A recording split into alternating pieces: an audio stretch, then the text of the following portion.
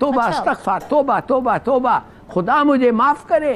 आपको पाकिस्तान के हालात पे भी थोड़ी सी नजर दौड़ानी है, क्योंकि बारी बारी सबकी बारी आनी है, और ईरान के बाद अगर किसी को लगता है कि पाकिस्तान का एटमी निजाम हमें बचा लेगा तो ये बहुत बड़ी गलतफहमी है। सूरत हाल ये है कि ईरान बॉर्डर पर जितने भी पाकिस्तान की या फोर्सेज हैं उनको एक्टिव कर दिया गया है। न सिर्फ ईरान बॉर्डर पर एक्टिव किया गया है बल्कि इंडियन बॉर्डर पर भी पाकिस्तानी आर्मी को हाई अलर्ट जारी किया गया है। उसकी वजह यह है कि इजराइल जो ईरान के साथ कर रहा है, ऐन मुमकिन है कि पाकिस्तान भी उसका निशाना बन सकता है। तोबा अस्तगफार, तोबा तोबा तोबा। अमेरिका को और हमारे खुदा ना खास्ता एटमी जो सिस्टम है उस पे भी ऐसे हमले हो सकते हैं। माय गॉड, खुदा के लिए कुछ करो, निकलो। है कि जंग फैल चुकी है, आओ हमें बचाओ इनसे।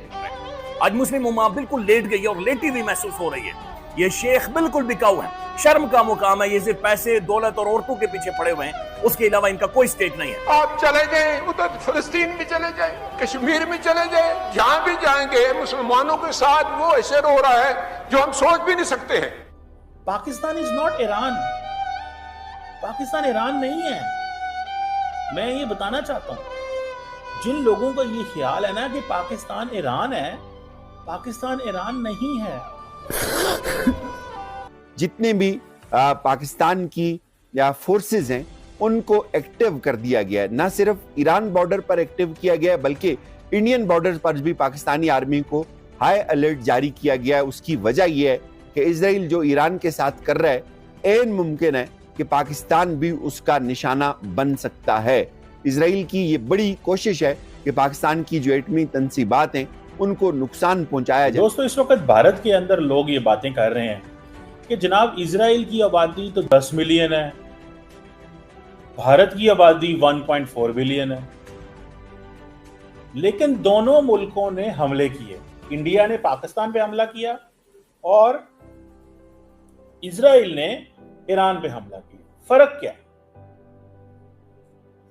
फर्क क्या है इसमें? जो ऑपरेशन सिंदूर जो था, आई थिंक उनका इजराइल का नाम राइजिंग लायन है, जो ऑपरेशन सिंदूर था वो क्या था? इंडियंस कहते हैं कि जनाब हमें पाकिस्तान को 15 दिन का एडवांस नोटिस नहीं देना चाहिए था। कई लोगों का व्यू ये है, हमें जब पहलगाम का वाकया हुआ था उसी वक्त हमला कर देना चाहिए था, और वो जो फिर उसके बाद 15 दिन के नोटिस के बाद वो जो कुछ दहशतगर्द कैंप्स पे हमले किए। हालांकि वो दहशतगर्द कैंप नहीं, वो मोहल्ले थे, गांव थे, लोग वहां रह रहे थे, मस्जिदें थी। इंडिया नमस्कार दोस्तों, क्रेग रेसन में आपका स्वागत है। दोस्तों, इजराइल और ईरान के बीच जो टेंशन चल रहे हैं उसको लेकर पाकिस्तानी मीडिया भी काफ़ी सख्ती में आ गया है और पाकिस्तान इस बात को लेकर चिंतित है कहीं इजराइल पाकिस्तान पर अटैक ना कर दे। इस बात को लेकर पाकिस्तानी मीडिया में डिबेट चल रहे हैं कि इजराइल लगातार ईरान पर हमले कर रहा है और दोनों के बीच लगातार संघर्ष जारी है। और इजराइल ने पिछली बार जो हमला किया था ईरान पर, उसमें उसको काफ़ी नुकसान हो गया था। उसमें 200 फाइटर जेट से ईरान पर हमला किया था, जिसमें ईरान के वैज्ञानिक और उसकी न्यूक्लियर साइट पर अटैक किया था। इसके जवाब में भी ईरान ने 200 बैलिस्टिक मिसाइलों से उस इजराइल पर हमला किया, उसके तेल अवीव पर हमला किया। इस बार दोनों पर संघर्ष जारी है। इसके लेकर पाकिस्तान मीडिया इस बात को चर्चा कर रहे हैं कि इजराइल और ईरान के संघर्ष के बीच कहीं हमें नहीं इसमें आना पड़े और हम पर भी हमला कर सकता है इजराइल। इस बात को लेकर पाकिस्तान मीडिया रो रहा है। तो आइए जानते हैं पाकिस्तान मीडिया पर क्या रिएक्शन है। चलिए वीडियो स्टार्ट करते हैं, और जिसने भी चैनल को सब्सक्राइब नहीं किया तो प्लीज़ चैनल को सब्सक्राइब कर लीजिए। लेते हैं इन पोर के मजे। उससे एक बात साबित हो गई कि ईरान के जो दावे थे वो धरे के धरे रह गए, और ये एक कागजी शेर साबित हुआ, पेपर टाइगर जिसको कहते हैं। और इतनी इनकी प्रॉक्सीज थी, लेबनान में थी हिजबुल्लाह, फिर होतीज़ जो थे यमन में, और फिर गज़ा में हमास है, तो वो भी किसी काम नहीं आई। उनको भी इजराइल ने बहुत ही कमज़ोर कर दिया है, और अब ख़ुद ईरान पे हमला करके, और उसमें भी देखिए कि एक भी जहाज़ उनका नहीं गिरा सके। ये 200 जहाज़ों ने हमला किया, और आप इमेजिन करें कि टॉप के मिलिट्री लीडर्स मार दिए, टॉप के साइंटिस्ट्स मार दिए, और इतनी प्रिसीजन के साथ जो है टारगेट किया गया। हालांकि कल से खबरें आ रही थी, तो भाई आप इनको कहीं किसी सेफ जगह पे ही भेज देते हैं, इन अपने मिलिट्री ऑफिसर्स को, साइंटिस्ट्स को। सो वो सिटिंग डक्स जो कहा जाता है ना अंग्रेजी में, वो सिटिंग डक्स साबित हुए, ये साइंसदान भी और मिलिट्री ऑफिसर्स भी। तो सर आपको लग क्या रहा है कि ईरान में जो लीडरशिप है, क्या आपको लगता है कि वो कहीं पे जीतती हुई दिखाई दे रही है, या दोनों कंट्रीज को अगर हम कंपेयर करें, इजराइल को भी और ईरान को भी, तो आपको कौन ज्यादा स्ट्रांग लग रहा है, कौन लूजर लग रहा है? देखिए ना, जहां तक एयरफोर्स का ताल्लुक है तो देयर इज नो डाउट कि इजराइल हैज अ सुपीरियरिटी। तो अब इतनी कामयाबी से उन्होंने इतने बड़े जो हैं वो अटैक्स किए हैं, तो ईरान की तो मेरे ख्याल में काफ़ी सुबकी हुई है इसमें। आप पाकिस्तानी मीडिया भी इवन देख लें, अगर सोशल मीडिया भी, तो वहाँ पे भी आपको इस तरह के कमेंट्स नज़र आएंगे कि कैपेबिलिटी नहीं थी तो भाई पंगा क्यों लिया फिर। तो ईरान बहुत एक्सपोज हुआ है इस सूरत हाल में, और उसका जो पॉलिटिकल सिस्टम है, और ख़ास तौर पे मैं समझता हूँ जो सुप्रीम लीडर हैं अली खामेनी, जो 1989 से स्याह सफ़ेद के मालिक हैं ईरान में, वो बहुत एक्सपोज हुए हैं।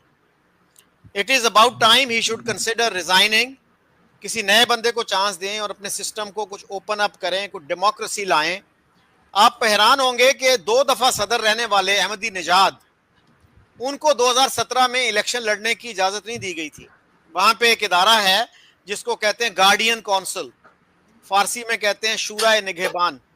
12 मेंबर होते हैं उसके, और वो ये फैसला करते हैं कि कौन इलेक्शन लड़ सकता है और कौन नहीं लड़ सकता।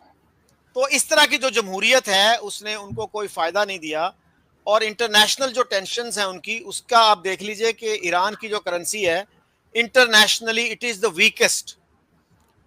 तो $1 जो है, अब गैस कीजिए कि कितने रियाल के बराबर होगा। ईरान का जो है रियाल है करेंसी उनकी, आई वाज सरप्राइज्ड, मुझे आइडिया नहीं है जी। 42,000 रियाल आपको मिल सकते हैं $1 के बदले में। Can you imagine? $1 के? यस। तो इस हद तक हालात खराब हैं। और 2015 में जब अमेरिका से एग्रीमेंट हुआ था ईरान का, तो ईरान में बड़ी खुशियां मनाई गई थी, क्योंकि ईरानी तंग आ चुके हैं इन हालात से, सैंक्शन से, पाबंदियों से, और फिर मौलवियों ने जो है सोशल उनकी जो फ्रीडम्स हैं, पॉलिटिकल फ्रीडम्स हैं, उससे भी महरूम किया हुआ है। तो ये सारे जो फैक्टर्स हैं वो मेरे ख्याल में अली खामेनी साहब के खिलाफ जाते हैं।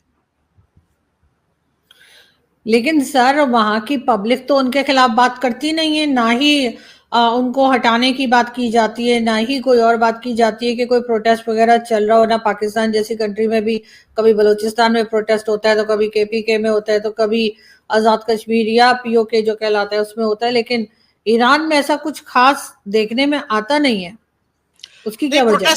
प्रोटेस्ट तो वहाँ होते रहे हैं, 2009 में भी हुए, उसके बाद भी हुए, अभी वो खातून के इशू पे भी हुए थे, ड्रेस कोड के इशू पे।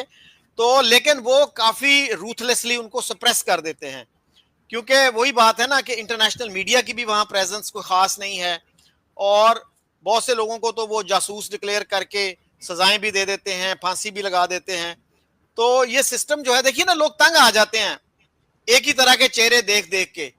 तो हमारे एक पॉलिटिशियन जो थे, उस वक्त वो कालम नवीस थे, वो बता रहे थे कि मैं एक दफ़ा दुबई से ईरान जा रहा था किसी कॉन्फ्रेंस में शिरकत के लिए, तो वो न्यूज़ वीक था या टाइम मैगजीन कोई रिसाला इस तरह का देख रहे थे जिसपे ईरान के मौलवियों की तस्वीरें थी। तो वो एक ईरानी इनके साथ बैठा था, तो इनको कहता है कि वी हेट देम। इससे ये मत समझिएगा कि हम उनको सपोर्ट करते हैं या उनके साथ हैं। तो ये जो सूरत हाल है ना, इतने अरसे से जो है उन्होंने एक 1979 से एक क्लैरिकल डिक्टेटरशिप बनाई हुई है, जिसको इकोनॉमिस्ट जो है इंग्लैंड का सबसे जो पॉपुलर न्यूज़ मैगजीन है, वो ये कहता है कि it is the only modern day theocracy, जिसको कहते